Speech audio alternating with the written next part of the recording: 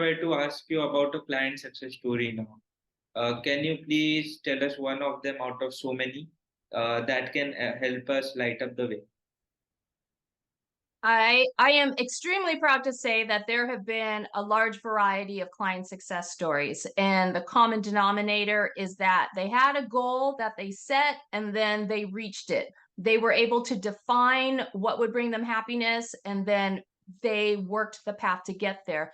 But I think the story that stands out the most because it involved the most change, which is extremely hard for us as human beings, because human nature is we don't want to change. We don't want to be uncomfortable with change. We would rather keep a bad habit than change. So that's why I think this story is special. I had a leader come to me and say, I really want you to work with my team.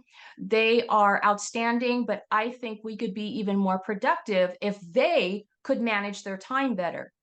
So, in assessing the team, what I discovered is that his team was actually extremely productive, and what was causing their productivity to slide was his micromanaging. Mm, He was the cause of lower productivity points.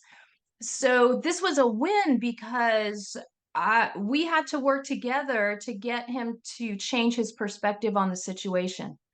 And it's not just changing a perspective to say the source that you identified was incorrect. It is the source you identified is incorrect and you are the source. So, mm, how do you get a person diplomatically and in a firm but supportive way to see that? So that was the huge success that we could reframe his perspective on the situation, get him to see it without demotivating him or being mm. condescending or that kind of negativity, and frame it in a positive way that, wow, now that you have realized this, imagine how we can help you be even more productive and help you live and work your best life, and that in return will get you the help that you want with your team. So I consider that a huge success because that's a much tougher change.